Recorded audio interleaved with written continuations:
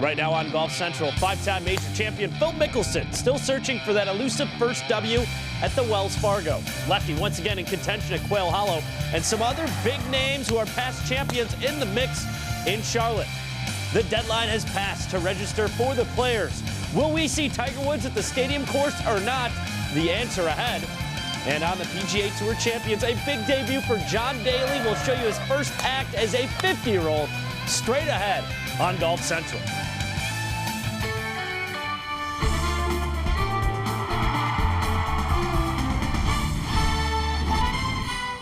Golf Central. Brought to you by Titleist. And now driving, making his Champions Tour debut from Dardanelle, Arkansas, John Daly.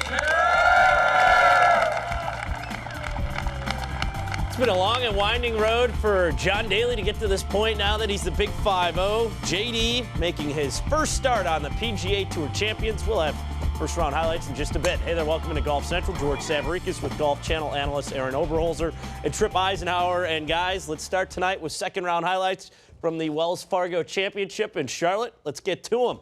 And here we have Phil Mickelson, who's always been a bridesmaid, if you will, never a bride in this event.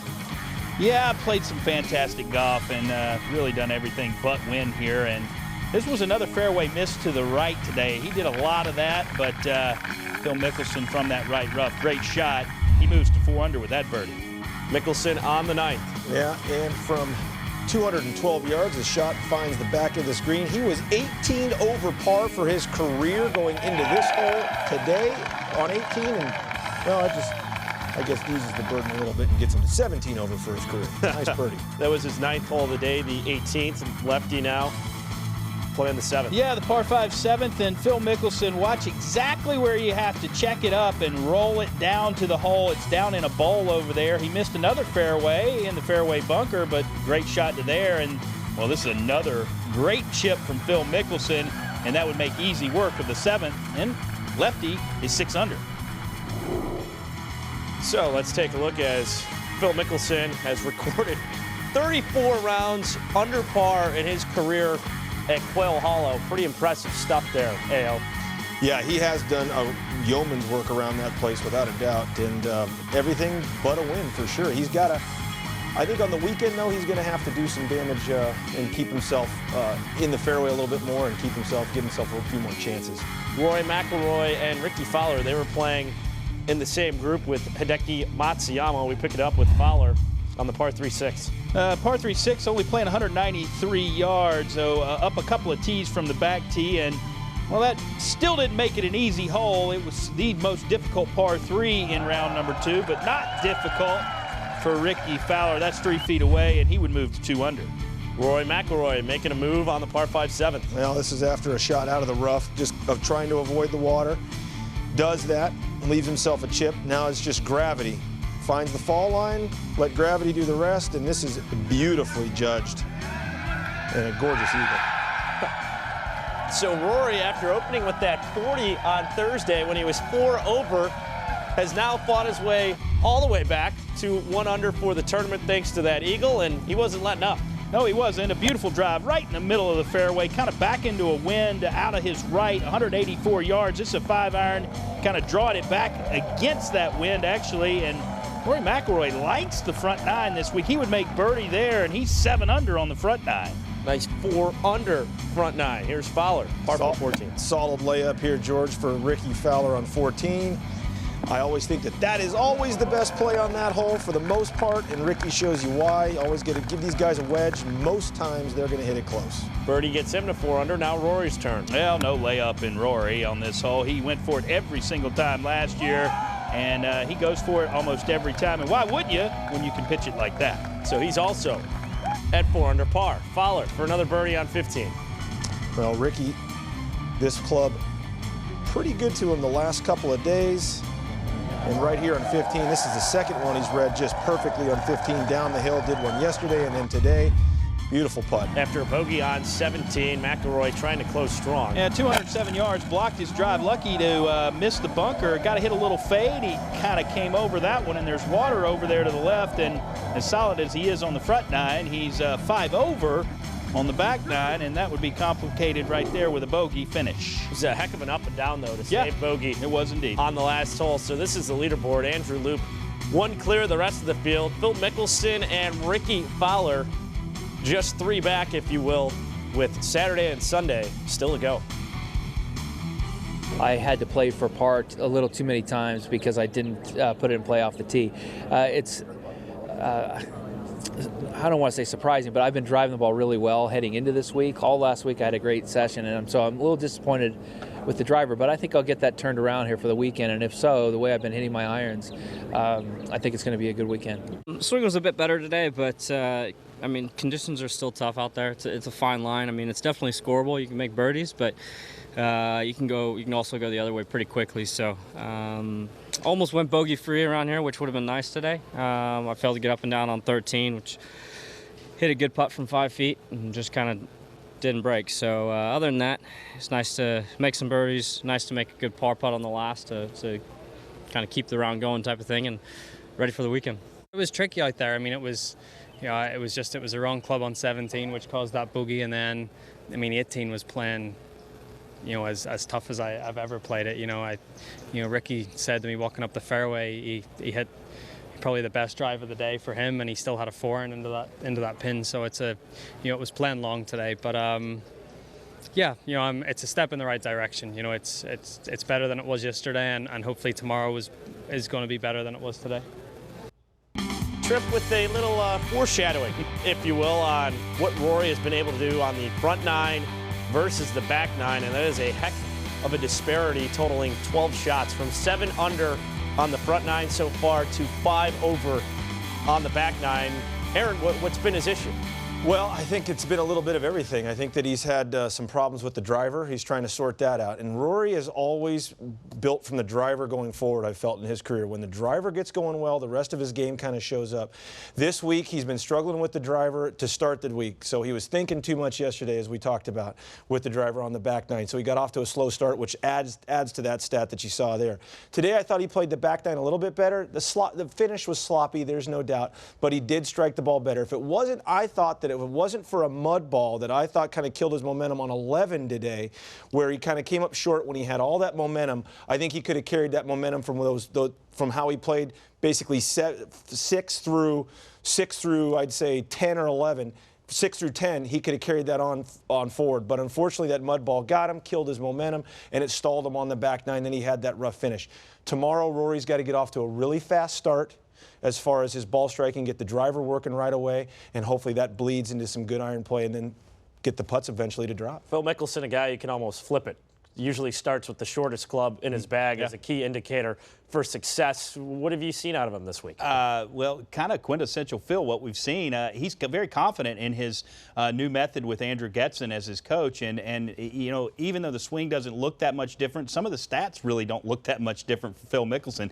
I mean, he only hit 4 fairways today, and he missed 7 of them to the right, which is a hook for Phil Mickelson. And when Phil starts losing it to the right, that's when he starts to have trouble with his golf swing. He's got to sort that out. But I'm reminded of Phil earlier this year, a great tournament that he had a chance to win at Pebble Beach. He shot a 66 on Saturday, only hitting half the greens. That's Phil Mickelson. I mean, he shot under par, well under par today, only hitting half the greens and saving par so many times. He said it in his sound. He's got to straighten out the ball striking. The putter is right where he wants it. If he can put it in play a little bit more often, I think Phil finally might win this tournament. And the last win, of course, coming at the 2013 Open. So it's been a few years for Phil Mickelson. Well, another guy who is known to produce some pretty prodigious tee shots. That's John Daly making his PGA Tour Champions debut, known for both his play on the course, winning 2 majors, and some of his more colorful outfits through the years, to say the least. There's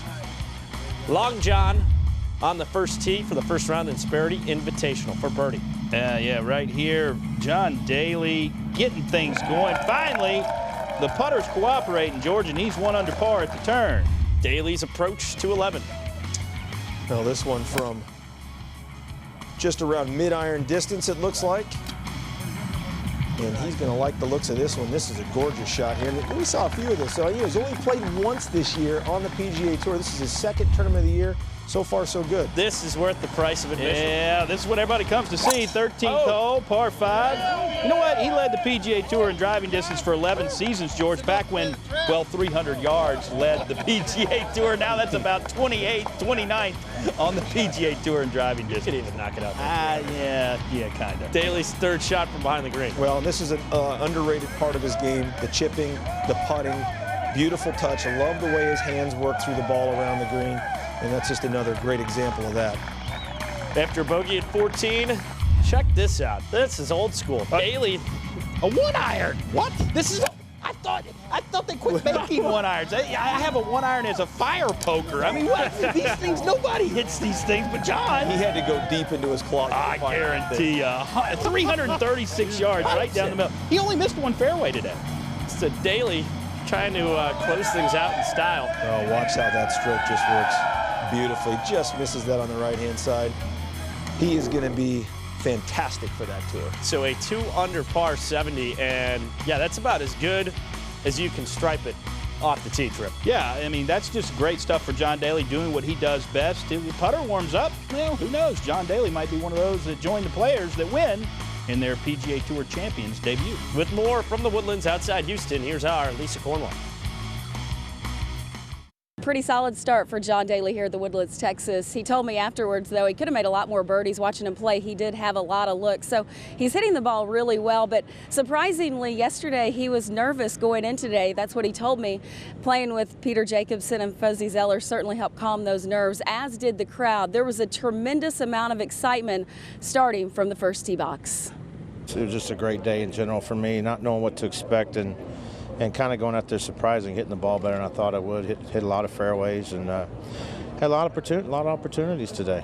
You talked yesterday about being a little nervous. Were you, and when did it finally settle down? Oh, it never really did. I mean, the first hole, thank God for Peter and Fuzzy, it was more of a positive kind of energy going and nerves. But, hit that first tee ball, absolutely killed it. And, everything was just solid from there on out. And, but it was just a good day.